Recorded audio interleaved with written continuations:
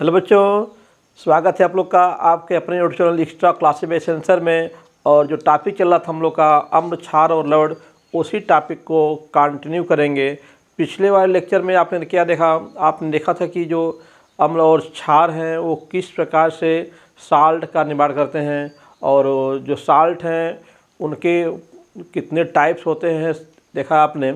और साल्ट के टाइप्स देखने के बाद हम लोग आज थोड़ा सा आगे चलते हैं। उससे जो टॉपिक हम लोग का रहेगा आज अम्लता एवं क्षारकता। अम्ल के बारे में और क्षार के बारे में कुछ बातें पढ़ने के बाद आपने जो आयरन पढ़ा था अम्लों का, क्षारों का, लवण का, है ना, उस आयरन के आधार पे आज का टॉपिक होगा हम लोग का अम्लता एवं क्षारकता। आइए देखते हैं अम्लता क्षारकता है क्या चीज़, क्यों इसको पढ़ने की ज़रूरत हम लोग को है। यहाँ पे आपने पीछे उदासीनीकरण क्रिया भी पढ़ लिया था, उदासीनीकरण ऊष्मा पढ़ लिया। उदासीनीकरण जो रिएक्शन था, न्यूट्रलाइजेशन रिएक्शन, जिसमें अम्ल और क्षार आपस में रिएक्शन किए और लवण और जल बनाए थे, वहाँ पे उसी रिएक्शन के हेल्प से हम लोग इसको समझेंगे कि अम्लता और क्षारकता क्या चीज़ होती है। दो चीज़ें स्पेशली इस चैप्टर में हम लोग पढ़ रहे हैं, पदार्थ के दो रूप स्पेशल पढ़ रहे हैं हम लोग। एक तो अम्ल पढ़ रहे हैं और दूसरा क्या पढ़ रहे हैं? क्षार पढ़ रहे हैं। एक अम्ल पढ़ रहे हैं आप और दूसरा क्या पढ़ रहे हैं? क्षार पढ़ रहे हैं। और तीसरा हम लोग लवण पढ़ रहे हैं। लवण सॉल्ट के बारे में भी स्टडी इस चैप्टर में कर रहे हैं हम लोग, साथ ही साथ इनके, ठीक है। तो ये चैप्टर तीन ही चीज़ों पे क्या है, बेस्ड है, अम्ल, क्षार और लवण। तो इन्हीं में से निकल के आ रहा है। अम्ल से अम्लता बन गया, क्षार से क्षारकता बन गया। तो यहाँ पे अम्लता और क्षारकता क्या चीज़ होती है उसको समझेंगे। उसको समझने से पहले आर्हेनियस की परिभाषा की अगर बात करें हम लोग, क्योंकि यहाँ पे क्लास 10th लेवल पे और जो हम लोग का जो कंपटीशन लेवल है उस पर आपका आर्हेनियस के बेस पे ही यहाँ पे हम लोग स्टडी कर रहे हैं हम लोग क्षार की। अगर तो आर्हेनियस ने क्या कहा था कि वे पदार्थ जो है, वे पदार्थ जो, देखना ध्यान से, जो अपने जली विलयन में क्या देते हैं? एच आयन देते हैं। वो क्या होते हैं? अम्ल होते हैं। और क्षार के लिए भी उन्होंने कहा कि वे पदार्थ जो अपने जली विलयन में क्या देते हैं? OH निगेटिव आयन देते हैं। OH निगेटिव आयन देते हैं, वो क्या होते हैं? क्षार होते हैं, है ना। ये दो बातें स्पेशल ध्यान दीजिएगा। यहाँ पे एक ये जो जली विलयन की बात किया, एक्वस सॉल्यूशन की, ये बिल्कुल नेसेसरी पार्ट है इसका कि हमारा जो भी पदार्थ है वो जली विलयन में ही एच आयन देगा। तो आर्हेनियस के अकॉर्डिंग हम उसको क्या बोलेंगे? अम्ल बोलेंगे, है ना। तो यहाँ पे थोड़ा सा चर्चा हम लोग करेंगे कि hydrogen ion OH negative ion देने का जो थोड़ा सा जली विलयन में क्या हो रहा है। यहाँ पे देखो, जो आपका जल होता है हम लोग का, वाटर, है ना, जल H2O हम लोग का, ठीक है। पानी जो हम लोग का है H2O, आप जानते हो कि वो एक श्रेष्ठ विलायक माना जाता है। किसी भी चीज़ को उसके अंदर क्या है, घोल सकते हैं। और साथ ही साथ विलायक होने के साथ साथ क्या है, वो विद्युत भट्टियों के लिए आयनीकारक का भी काम करता है। तो जो हम लोग का जल है वो क्या हो गया, एक तो ये श्रेष्ठ विलायक तो है ही ये, ठीक है। साथ ही साथ ये क्या है? आयनीकारक है, आयनीकारक, ठीक है। घरफोड़ू जिसे कहते हो तुम लोग, ठीक है। ये क्या करता है, किसी भी जो इलेक्ट्रोलाइट है उन इलेक्ट्रोलाइट को उनके आयनों में क्या करता है, बिल्कुल आयनीकृत कर देता है। या फिर जो पदार्थ होते हैं उनको घोल लेता है अपने अंदर, ठीक है। तो इनकी घोलने की क्षमता की वजह से इसको विलायक बोलते हैं, उचित विलायक है, श्रेष्ठ विलायक है। और आयनों में तोड़ने के कारण क्या, इसको आयनीकारक कहते हैं। तो यहाँ पे हम लोग का जो अम्ल होता है, अम्ल का एक नेसेसरी पार्ट हो गया। अम्ल का जो एक भाग है, मुख्य भाग, ठीक है, क्या होता है? H आयन होता है, H आयन होता है। किसके अकॉर्डिंग? आर्हेनियस के अकॉर्डिंग। जैसे मान लीजिए कि हम HCl को ले रहे हैं यहाँ पे, HCl। तो HCl अगर ठोस अवस्था में हो यहाँ पे, ठीक है, ठोस अवस्था में, या इसको कह दें शुष्क अवस्था में है, शुष्क अवस्था समझते हैं ना, जिसमें क्या है, पानी ना हो, वाटर ना हो, पानी न हो, वाटर न हो, उसमें कोई नमी ना हो, तो क्या है, शुष्क अवस्था हो जाएगी, ठीक है। ठोस अवस्था जब होता है तो उस समय भी क्या है, उसका कोई विलयन नहीं है, यानी उसका जलीय विलयन नहीं है, कोई जलीय विलयन न हो। जलीय विलयन क्या है? नहीं हो, न हो वहाँ पे ठीक है, तो क्या है, ठोस अवस्था है।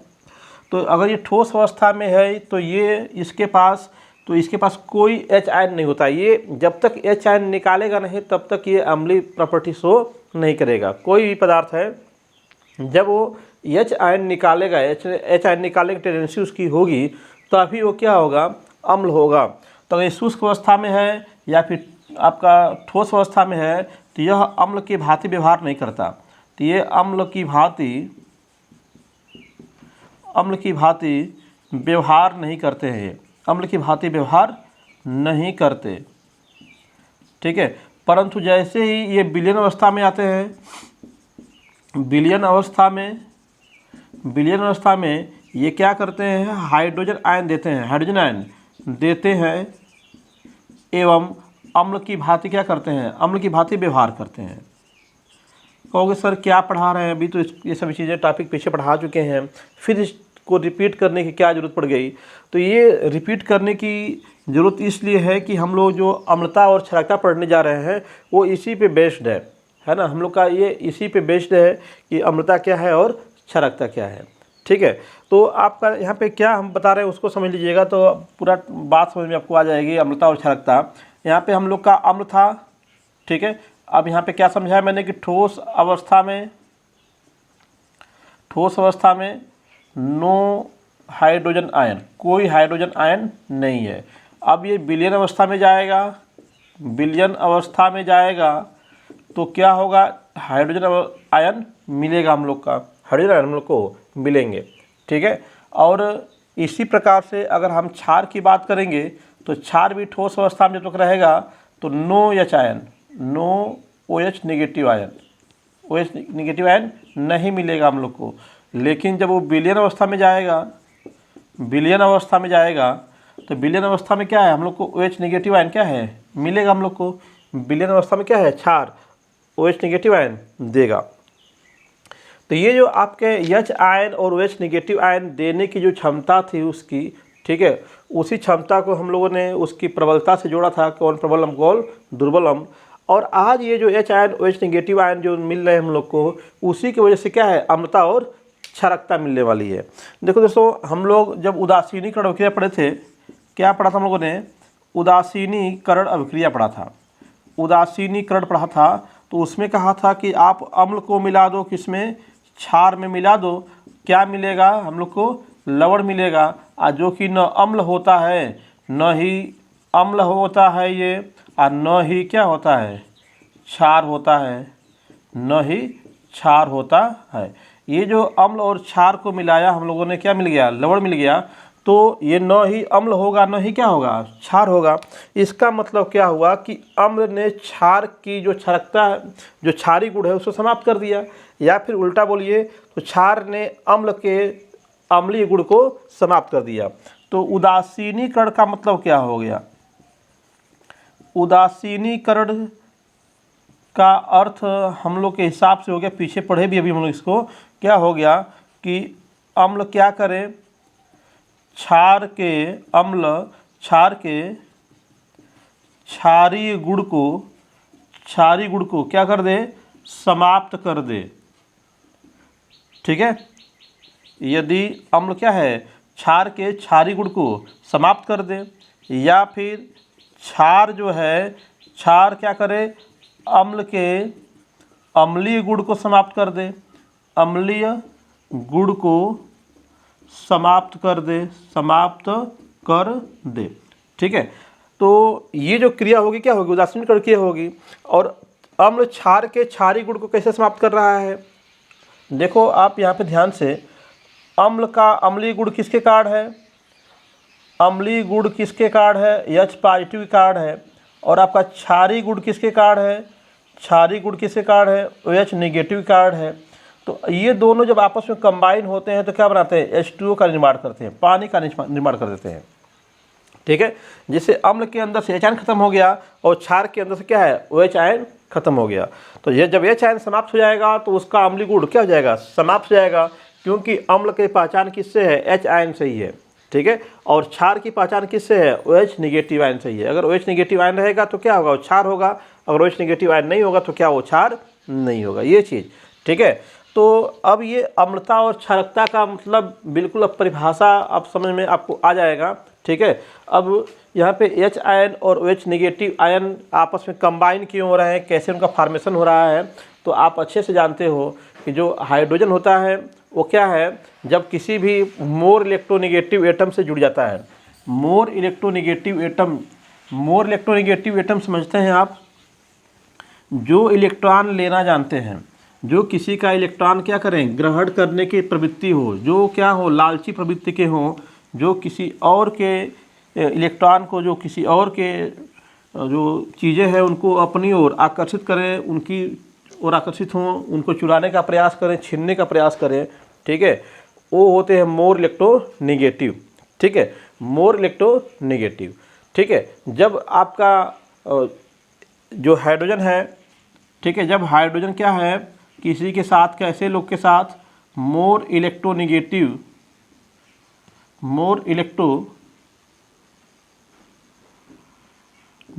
के साथ जो है जुड़ता है, तो क्या है, आपके अम्ल के फॉर्मेशंस होते हैं। जैसे आपका HCl में देखिए, तो आपका हाइड्रोजन क्या है, आपका Cl के साथ जुड़ा हुआ है। H2SO4 में देखिए आप, तो यहाँ पे क्या है, आपका जो हाइड्रोजन है वो क्या है, SO4 के साथ जुड़ा हुआ है ना। तो इसमें कहीं ना कहीं सल्फर है, ऑक्सीजन है ना। तो आपके जो अभी एक हिंट देख लीजिए, क्या है, फोन, जो आपके आवर्साड़ी में जो एलिमेंट्स हैं, अभी हम लोग पढ़ेंगे भी आगे। ठीक है, थोड़ा सा हिंट के रूप में इसको देख लीजिए बस। ये आपका फोन का मतलब क्या हो गया, आपका फ्लोरीन हो गया। ये क्या है, आपका फ्लोरीन है। ठीक है, ये क्या है, वो क्या है, ऑक्सीजन है, ये ऑक्सीजन है। यन क्या है, नाइट्रोजन है। क्या है, नाइट्रोजन। ये जो 3 तत्व हैं आपके आवर्साड़ी में सबसे अधिक लालची तत्व कहे जाते हैं, इनकी लालच सबसे अधिक होती है। और इन तीनों में भी देखा जाएगा तो फ्लोरीन सबसे अधिक लालची है, फ्लोरीन की इलेक्ट्रोनिगेटिविटी सबसे अधिक हो जाएगी, फिर ऑक्सीजन की होगी, फिर क्या होगी, नाइट्रोजन की होगी। तो ये इनके लालच का क्रम है, इलेक्ट्रॉन को, किसी के इलेक्ट्रॉन को अपनी ओर खींचने का जो क्रम है वो क्रम है। ठीक है ना, इसी क्रम के कारण क्या है, आपका इनका इलेक्ट्रॉन खींचने की प्रवृत्ति फ्लोरीन का सबसे अधिक, ऑक्सीजन का उससे कम और नाइट्रोजन का उससे कम होता है। ठीक ना, इलेक्ट्रोनिगेटिविटी की बात हो रही है यहाँ पे, है ना, इलेक्ट्रोनिगेटिविटी की बात हो रही है, जिसे हम लोग कहते हैं विद्युत ऋणात्मकता, इलेक्ट्रोनिगेटिविटी की बात करते हैं। तो विद्युत ऋणात्मकता क्या है, जो लालच की क्षमता है, किसी के इलेक्ट्रॉन को चुराने की, किसी के इलेक्ट्रॉन को छीनने की, किसी इलेक्ट्रॉन को अपनी ओर आकर्षित करने की जो क्षमता है, उसी क्षमता को, उसी प्रवृत्ति को कहते हैं इलेक्ट्रोनिगेटिविटी। तो ये क्या है, प्रवृत्ति है। क्या है, ये एक प्रकार की प्रवृत्ति है, गुण है एक, क्या करने का, इलेक्ट्रॉन को, है ना, इलेक्ट्रॉन को आकर्षित करने का, इलेक्ट्रॉन को आकर्षित करने का। किसके इलेक्ट्रॉन को, दूसरे किसी परमाणु के इलेक्ट्रॉन को आकर्षित करने की प्रवृत्ति है। ठीक है, अगर कोई भी परमाणु किसी अन्य परमाणु के इलेक्ट्रॉन को अपनी ओर आकर्षित कर रहा है, उसके इलेक्ट्रॉन को अपनी ओर खींच रहा है, ठीक है, बल द्वारा, ठीक है, तो उसको बोलते हैं क्या है, कि वो मोर इलेक्ट्रोनिगेटिव है। और इसको कैसे समझेंगे, जिनके बाह्य कोश में जो है, जिनके बाह्य कोश में 5 इलेक्ट्रॉन हो, 6 इलेक्ट्रॉन हो, या कितने इलेक्ट्रॉन हो, 7 इलेक्ट्रॉन हो, 7 इलेक्ट्रॉन जिसके बाह्य कोश में होंगे, 5, 6 या 7 इलेक्ट्रॉन होंगे, वो क्या होंगे, वे इलेक्ट्रोनिगेटिव होंगे, इलेक्ट्रोनिगेटिव तत्व होंगे, इलेक्ट्रोनिगेटिव तत्व कहलाएंगे। जैसे फ्लोरीन है, तो फ्लोरीन के बाह्य कोश में कितना होता है, फ्लोरीन के आपके बाह्य कोश में 7 इलेक्ट्रॉन होता है। आपका जो ऑक्सीजन है, ऑक्सीजन के बाह्य कोश में 6 इलेक्ट्रॉन होता है ना, 7 इलेक्ट्रॉन, 6 इलेक्ट्रॉन। ऐसे ही नाइट्रोजन लेंगे तो उसके बाह्य कोश में कितना इलेक्ट्रॉन हो जाएगा, 5 इलेक्ट्रॉन हो जाएगा। ठीक है, ये अष्टक के नियम के बेस पे काम करते हैं। अष्टक के नियम के बेस को आप थोड़ा सा जानेंगे तो, जैसे हर तत्व क्या है, अपने बाह्य कोश में 8 इलेक्ट्रॉन करना चाहता है, और 8 इलेक्ट्रॉन पूरा करने के लिए ही क्या है, वह अन्य परमाणुओं से जुड़ता है, किसी के इलेक्ट्रॉन लेता है, किसी को इलेक्ट्रॉन देता है, चाहे किसी के साथ क्या है, इलेक्ट्रॉनों की साझेदारी करता है। ठीक है, तो यहाँ पे ये सब बताने का बस इतना तात्पर्य हमारा है कि जब ये HCl है वो क्या है, ठोस अवस्था में है, ठोस अवस्था में है तो आपका HCl फॉर्म में ही है। इसमें क्या है, जैसे बताया मैंने कि नो हाइड्रोजन आयन, इसमें कोई हाइड्रोजन आयन नहीं मिलने वाला हम लोग को है। लेकिन आपका जब HCl जो HCl है, जब HCl को हम लोगों ने क्या किया, जल के साथ मिला दिया, जल बोले तो क्या H2O, इसके साथ जब हम लोगों ने मिलाया इसको, ठीक है, तो ये क्या हो गया अपना H positive plus Cl negative में टूट गया। तो ये जो क्लोरीन है ये क्या है, मोर इलेक्ट्रोनेगेटिव है, क्या है, मोर इलेक्ट्रोनेगेटिव है, क्योंकि इसके बाद ही उसमें 7 इलेक्ट्रॉन होता है। तो इसलिए क्या करता है वो हाइड्रोजन बेचारा, ऐसा आपका परमाणु है हाइड्रोजन कि जिसके पास केवल एक इलेक्ट्रॉन है और एक प्रोटॉन है। इसके पास एक इलेक्ट्रॉन है और एक ही क्या है, इसके पास एक ही इसके पास प्रोटॉन है, ठीक है, इसका पावर कम है। लेकिन जो क्लोरीन है उसके पास 17 परमाणु क्रमांक होता है, तो इसके पास 17 इलेक्ट्रॉन होते हैं और 17 क्या होते हैं, प्रोटॉन होते हैं। तो प्रोटॉनों की से ही पावर होती है, किसी भी आपका एलिमेंट का पावर क्या है, प्रोटॉनों से ही होती है, कितने उसके पास प्रोटॉन है। तो इस प्रोटॉनों की संख्या अधिक होने की वजह से क्या करता है, ये इसका पावर अधिक है, और जब ये क्लोरीन हाइड्रोजन के साथ जुड़ जाता है तो अब उसके ऊपर क्या है, अपना प्रभाव जमाना शुरू कर देता है, ठीक है। जुड़ने से पहले तो उसने समझदारी किया, प्यार से बात किया, उसे प्यार से अपने साथ जोड़ लिया, लेकिन जब अलग होने की बात आती है तो अब वो बेईमानी करना शुरू करता है, इलेक्ट्रॉनों को खींचना शुरू करता है, इलेक्ट्रॉनों को चुराना शुरू करता है उसके। तो हाइड्रोजन का जो इलेक्ट्रॉन होता है, क्लोरीन क्या करता है, इसके इलेक्ट्रॉन को अपनी ओर अट्रैक्ट करता है, खींच लेता है। अब जानते हो कि जब किसी का इलेक्ट्रॉन निकलता है तो उसका पे क्या आता है, पॉजिटिव चार्ज आता है, अब कोई इलेक्ट्रॉन लेता है तो क्या आता है, नेगेटिव चार्ज आता है ना। तो इसी वजह से जब इसको जल में घोला जाता है तो जल के आयनीकारक जो क्षमता है, अभी बताया मैंने कि जल के अंदर क्या होती है, आयनीकारक क्षमता भी होती है, और जल के जो आयनीकारक क्षमता है उसकी वजह से इसका क्या होता है, आयरन होता है 2 पार्ट में टूट जाता है, H पॉजिटिव और Cl निगेटिव में, ठीक है। तो H पॉजिटिव जो निकलता है, यह H पॉजिटिव क्या है, ध्यान दीजिएगा, यह H पॉजिटिव जब किसी क्षार के साथ जुड़ता है, जब किसी क्षार के साथ जुड़ जाएगा ये, तो क्या करेगा, क्षारकता उसकी जो क्षारीय गुण है उसको समाप्त कर देगा, क्षारीय गुण को समाप्त कर देगा, समाप्त कर देगा। कैसे करेगा, देखो यहाँ पे H पॉजिटिव, और कोई क्षार मान लो कि NaOH मैंने ले लिया, तो NaOH अगर जल में विलयन के अंदर है तो OH नेगेटिव बनाएगा, Na पॉजिटिव बनाएगा, ठीक है। तो अब ये पॉजिटिव वाला क्या करेगा, इस नेगेटिव से क्या करेगा, जुड़ जाएगा, तो आपको क्या मिल जाएगा, Na पे पॉजिटिव मिल जाएगा, और ये OH नेगेटिव और H पॉजिटिव जुड़ करके बना लेंगे क्या चीज़, H2O का निर्माण करेंगे। तो अब विलयन के अंदर हमारे पास न हाइड्रोजन आयन है और न ही क्या है, OH नेगेटिव आयन है। तो हमारा अम्ल क्या किया, इस क्षार के क्षारीय गुण को समाप्त कर दिया। तो एक हाइड्रोजन ने एक क्षार को उदासीन कर दिया। तो जितना हाइड्रोजन आयन यहाँ पे है, जितने क्षार को उदासीन करेगा वही संख्या जो होती है क्या होती है, क्षारकता होती है किसी अम्ल की, किसी अम्ल की क्षारकता होती है, ठीक है। अम्ल ने क्या किया, ये क्षारी इसको बोलते हैं हम लोग बेसिक रेडिकल भी बोलते हैं, क्षारी लवण भी बोलते हैं इसको, क्षारी मूलक। ये क्या है, क्षारी मूलक है, बताया था मैंने आपको पिछले लेक्चर में, ध्यान दिए होंगे आप लोग तो, ठीक है। तो आपका जो लवण होता है वो 2 चीज़ों से बनता है। जैसे मान लो कि यहाँ पे क्या है, NaCl है, तो 2 पार्ट से बना हुआ है, एक आपका क्या है, Na पॉजिटिव है, एक क्या है, Cl निगेटिव है, 2 पार्ट से बना हुआ है।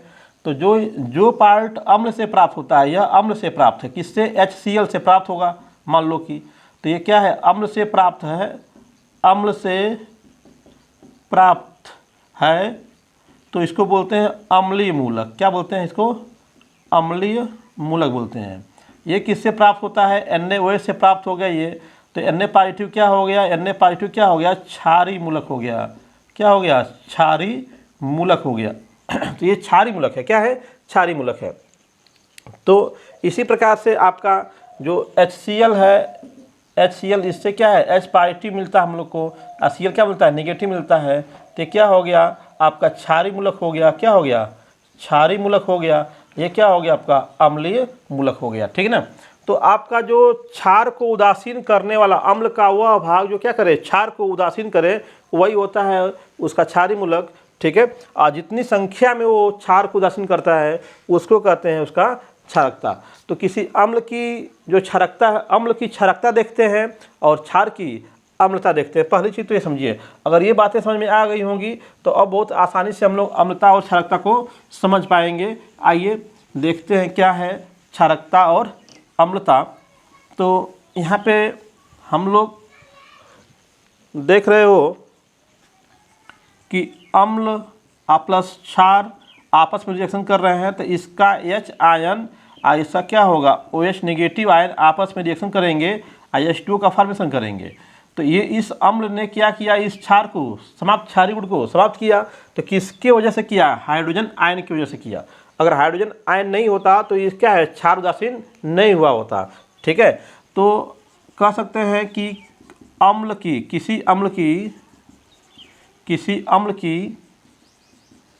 किसी क्षार को उदासीन करने की क्षमता उसकी क्षारकता कहलाती है, उसकी क्षारकता कहलाती है।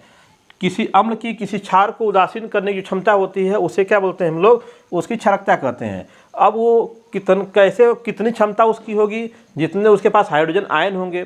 अगर हाइड्रोजन आयन अधिक होंगे तो उसकी क्षारकता क्या होगी, अधिक होगी। हाइड्रोजन आयन कम होंगे तो क्षारकता क्या होगी, कम होगी। यानी कि आप कह सकते हो कि जो अम्ल की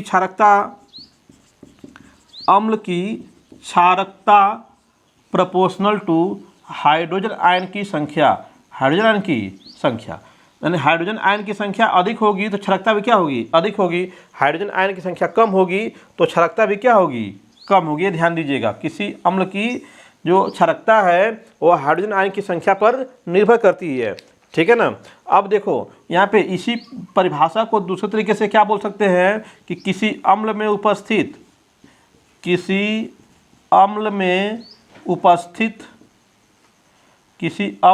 उपस्थित विस्थापनीय हाइड्रोजन, जो विस्थापित हो सकता है, विस्थापित होगा तभी तो H आयन बनेगा वो।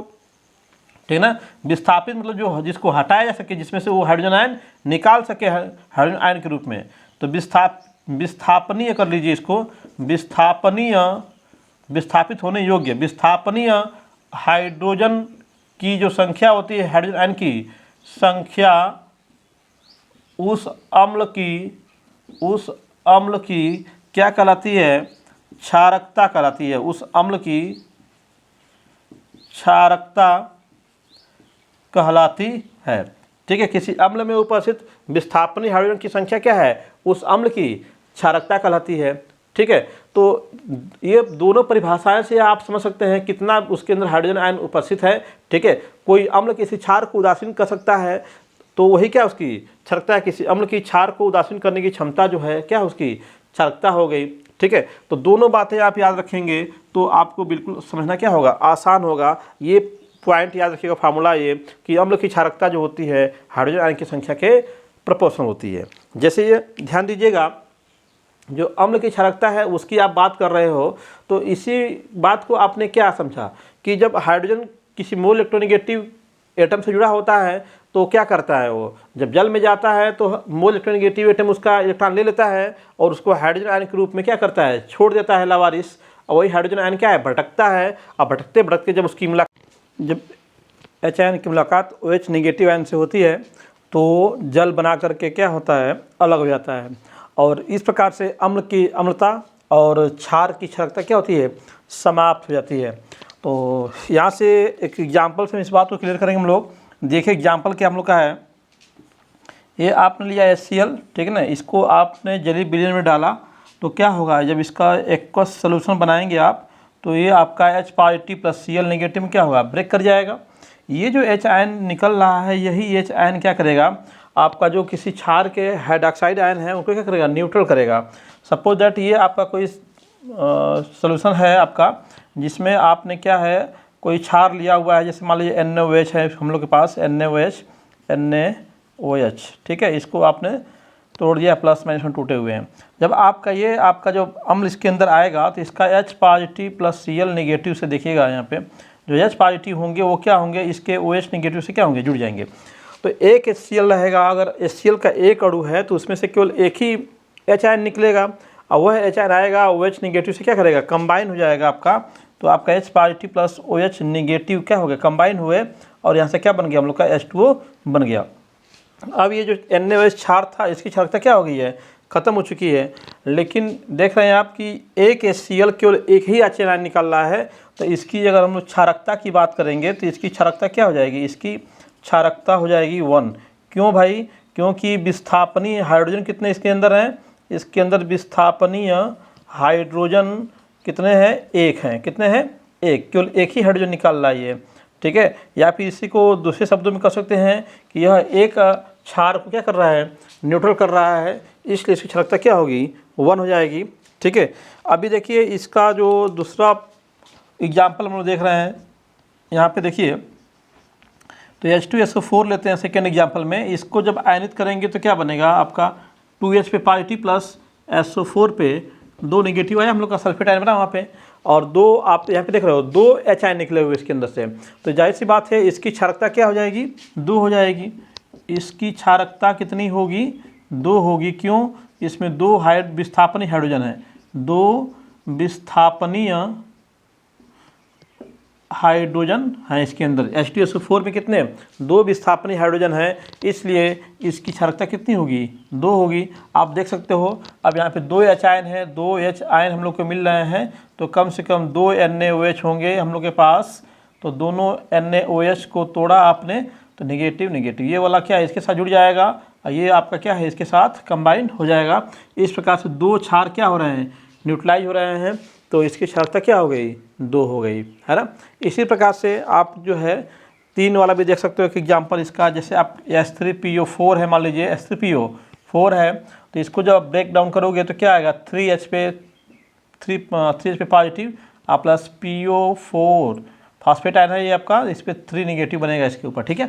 तो यहाँ पे देखो, यहाँ पे इसके अंदर कितने 3 विस्थापनीय हाइड्रोजन है, इसमें से 3 हाइड्रोजन क्या है बाहर निकल सकते हैं।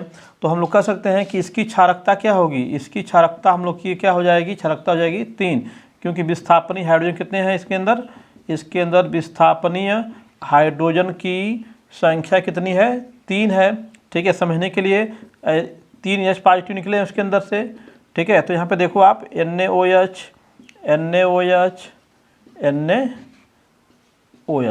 3 क्षार है, ये आपका इस निगेटिव के साथ, ऐसे ये इस नेगेटिव के साथ, इसके साथ मिलकर क्या बनाएंगे, H2O बनाएंगे, H2O बनाएंगे, और यहाँ पे क्या बनाएंगे, H2O बनाएंगे ये, ठीक है। तो इस प्रकार से 3 क्षारों को क्या कर रहे हैं, उदासीन कर रहे हैं। तो ये आपका जो भटकती आत्मा आपकी है वो क्या है, क्षार के भटकती आत्मा से क्या हो रही है, कंबाइन हो रही है, और क्षार का जो क्षारीय गुण है वो क्या हो रहा है, समाप्त हो जा रहा है। तो इस प्रकार से देख रहे हैं ये आपकी क्षारकता 1 हो गई, ये क्या 2 3 ऐसे, वो डिपेंड करेगा कितना आपका H आयन दे रहा है, ठीक है। अगर हम लोग बात एक इस पे कर लें कि जैसे मान लीजिए कि यहाँ पे 2HCl है, तो 2HCl का मतलब क्या हो गया, यहाँ पे अब इसके अकॉर्डिंग देखा जाएगा तो 2H पे पॉजिटिव निकलेगा प्लस 2Cl पे नेगेटिव निकलेगा। तो यहाँ पे जो क्षारकता यहाँ पे देखने से मिल रही है क्या कि 2 होनी चाहिए, बट हम लोग जो क्षारकता देखते हैं केवल एक मालिक्यूल के लिए देखते हैं, 2 या 3 के लिए नहीं। जैसे HCl एक मालिक्यूल सिंगल मालिक्यूल है तो उसके अंदर कितने H आयन है, ऐसा नहीं कि यहाँ पे 4HCl बोल दिया जाए, ठीक है। तो यहाँ से HCl क्षारकता नहीं निकलेगी, HCl की क्षारकता तो केवल HCl से ही निकलेगी, एक मालिक्यूल लेंगे उसी से निकलेगी। कई मालिक्यूल्स हैं तो वो उसमें कितने हाइड्रोजन आयन प्राप्त हो रहे हैं उसकी संख्या हम लोग को प्राप्त हो सकती है उससे, बट अगर हम लोग क्षारकता की बात करेंगे तो केवल एक मालिक्यूल को तोड़ के ही देखेंगे कि उसमें से कितने विस्थापनीय हाइड्रोजन है, कितने हाइड्रोजन उसमें से निकल रहे हैं। जो हाइड्रोजन निकलेंगे वही आपकी संख्या जो होगी क्या होगी, उसकी क्षारकता होगी किसकी, अम्ल की, ठीक है ना। तो ये सिंपल सा था आपका, ठीक है, आपका किस प्रकार से ये आपका कोई अम्ल किसी क्षार को किस प्रकार से न्यूट्रलाइज कर रहा है, ठीक है ना। तो यहाँ पे आप देख रहे हो कि जो हाइड्रोजन है हम लोग का, वही हाइड्रोजन का ही कमाल है, वही हाइड्रोजन क्या है, क्षार को उदासीन कर रहा है। और जैसा कि अभी बताया मैंने कि यहाँ पे जो चीज़ें हैं, जैसे मान लीजिए कि H2SO4 है, H2SO4 के अंदर आपका यहाँ पे देख रहे हैं कि 2 विस्थापनीय हाइड्रोजन यहाँ पे हैं, ठीक है। तो दोनों हाइड्रोजन कहाँ से निकल के आ रहे हैं, वो ऑक्सीजन से निकल के आ रहे हैं। 2 हाइड्रोजन ऐसे होंगे जो क्या है, 2 ऑक्सीजन से जुड़े होंगे, उन्हीं ऑक्सीजन में से वो ऑक्सीजन उनका इलेक्ट्रॉन लिया होगा और हाइड्रोजन के प्लस बना करके छोड़ दिया होगा, ठीक ना।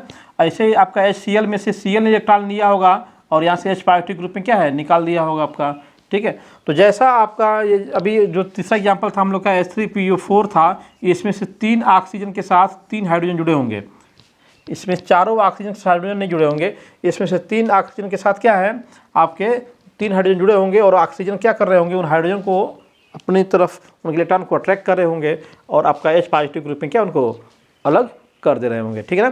तो इस प्रकार से आपका यहाँ पे आयनन हो रहा है, हाइड्रोजन आयन निकल रहा है मोर इलेक्ट्रोनेगेटिव एलिमेंट्स की उपस्थिति के कारण।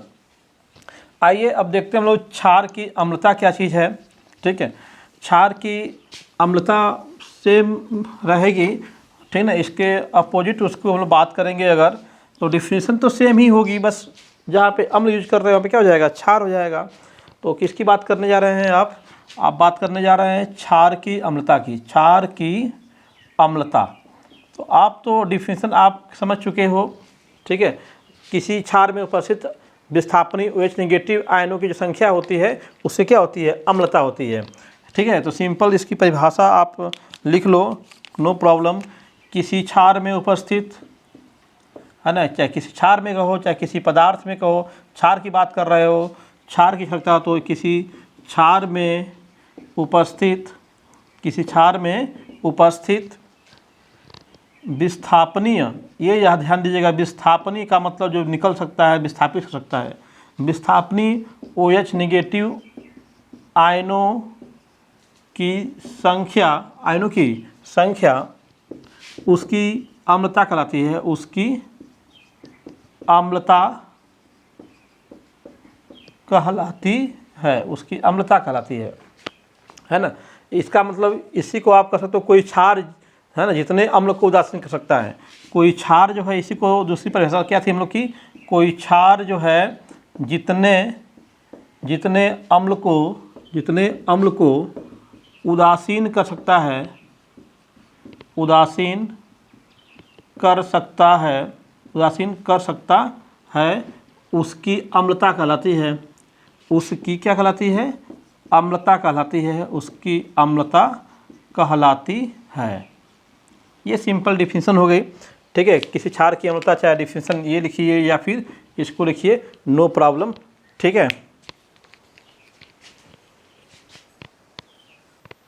तो किसी क्षार की अम्लता देखना है तो हमें मालूम करना होगा कि उस क्षार में कितने OH विस्थापनी हैं, ठीक है ना। उसकी संख्या ये क्या हो जाएगी, सीधे सीधे उसकी अम्लता हो जाएगी, ठीक है। आर्यनियस ने बताया ही था कि अगर कोई पदार्थ का जलीय बनाते हैं तो उसमें क्या है, OH नेगेटिव आयन निकलता है और वो क्या करता है, H पॉजिटिव से जुड़ करके H2O बना लेता है, ठीक ना।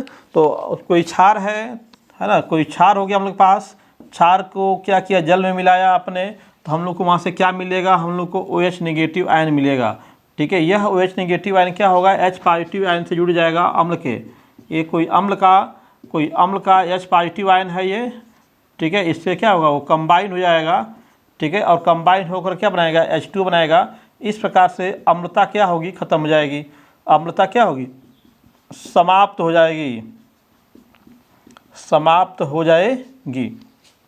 अम्ल की अम्लता क्या हो गई, समाप्त हो गई, अम्ल क्या हो गया, उदासीन हो गया। तो ये आपका उदासीनीकरण हो गया। अम्ल को क्षार को अम्ल जल में मिलाया, उसने क्या दिया, OH नेगेटिव दिया, OH नेगेटिव क्या किया, अम्ल के H आयन से क्या किया, कंबाइन हुआ, H2O फॉर्म किया, आपके अम्ल से H आयन समाप्त। अम्लता के कारण क्या था, H आयन था, H आयन न्यूट्रल हो गया, आपका जल में बदल गया, काम से ख़त्म हो गया, ठीक है ना। तो यहाँ पे अब जो है ये आपका शिकारी हो जाएंगे, ये क्या बनेंगे, शिकार, ठीक है। OH नेगेटिव क्या हो गया, शिकारी हो गया, और H आयन क्या हो गया, शिकार हो गया। OH नेगेटिव आयन निकल रहा है और H पॉजिटिव का क्या कर रहा है, कैप्चर कर रहा है उसको और जल बना रहा है, अम्ल को न्यूट्रलाइज कर रहा है, ठीक है।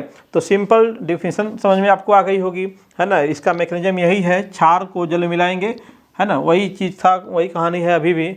जैसे मान लीजिए एग्जाम्पल से समझे हम लोग इसको, तो मान लीजिए क्या है, NaOH है, ठीक है, आपका KOH है, आपका MgOH का ट्वाइस है, MgOH का ट्वाइस है, CaOH का ट्वाइस है ना, CaOH टेकन ट्वाइस है ये आपका, ठीक है। ऐसे और भी ले सकते हैं आप, जैसे एल्युमिनियम के लिए ले लो तो AlOH का थ्राइस हो जाएगा, है ना, AlOH टेकन थ्राइस हो गया। ऐसे आप और एग्जाम्पल ले सकते हो।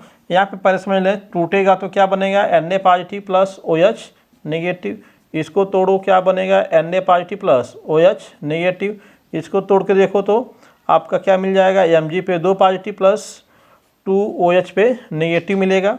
यहाँ से तोड़ लो तो क्या मिलेगा, Ca पे 2 पॉजिटिव प्लस 2 OH पे नेगेटिव मिल जाएगा। यहाँ से तोड़ो तो Al पे क्या है 3 पॉजिटिव प्लस आपका मिल जाएगा 3 OH पे नेगेटिव। इस प्रकार से देख रहे हो इनका जो जल में मिलाया गया है ना, ये क्या बनाया गया, जल में मिलाया गया इनको, ठीक है ना, एक्वस सोल्यूशन बनाया गया, एक्वस सोल्यूशन सबका बनाया गया, एक्वस सोल्यूशन सबका बनाया गया है। तो देखो यहाँ पे कितने, यहाँ पे आपका हाइड्रोजन आयन की संख्या कितनी है, यहाँ पे संख्या कितनी है 1 है, तो इसकी अम्लता कितनी हो जाएगी, इसकी अम्लता हो जाएगी कितनी 1 हो जाएगी, ठीक है। यहाँ पे भी संख्या 1 ही है तो इसकी भी अम्लता कितनी हो जाएगी, अम्लता कितनी होगी 1 हो जाएगी। MgH का ट्वाइस में देखें इसमें, तो इसमें थोड़ा सा चेंजिंग आ रही है ना, यहाँ पे 2 OH नेगेटिव निकल रहे हैं। जाहिर सी बात है जब हम लोग के यहाँ पे 2 OH नेगेटिव मिलेंगे, 2 OH नेगेटिव मिल रहे हैं तो इनके लिए क्या है 2 H पॉजिटिव आयन चाहिए होंगे। जैसे मान लो कि अगर HCl से ले रहा हूँ, अगर HCl यहाँ भी चाहिए हमको, HCl यहाँ भी चाहिए, ठीक है, 2 लोग को क्या है न्यूट्रलाइज कर रहा है ये, ठीक है। तो ये क्या हो गया हम लोग का, ठीक है, मिल करके कंबाइन करेंगे ये तो बनाएंगे H2O, क्या बनाएंगे H2O बनाएंगे। तो यहाँ पे आपका अम्लता क्या हो जाएगा 2 हो जाएगा, अम्लता हो जाएगा इसका कितना 2, ठीक है। और इसकी बात करोगे आप तो यहाँ पे क्या हो जाएंगे, यहाँ पर भी 2 ही निकल रहे हैं तो अम्लता कितनी हो जाएगी इसकी, इसकी अम्लता हो गई 2, यहाँ पे कितने 3 निकल रहे हैं तो इसकी अम्लता क्या हो जाएगी, अम्लता हो गई कितनी 3 OH नेगेटिव निकल रहा है तो क्या हो गया, अम्लता कितनी हो गई 3 हो गई। तो अम्लता सिंपल सा जितने OH नेगेटिव आयन वो निकाल रहा है अपने अंदर से, ठीक है, वही क्या हो जाएगा उसका अम्लता हो जाएगा, ठीक है ना। तो ये आपका था अम्ल की अम्लता, ठीक है, और अब क्षार की अम्लता और अम्ल की क्षारकता, ठीक है। सिंपल मैकेनिज्म इसका है, पहचानने का भी तरीका है, सिंपल है, एग्जाम्पल डिफिनीशन, ठीक है। सब कुछ देखा आपने, थोड़ा सा उसके बारे में कैसे HI निकलता है उसके बारे में थोड़ा सा हल्का सा किया हम लोगों ने इस लेक्चर में। तो ये लेक्चर यहीं पे ख़त्म होता है हम लोग का, ठीक है। इसके आगे हम लोग फिर अभी अगला लेक्चर में पढ़ेंगे, तब तक के लिए धन्यवाद।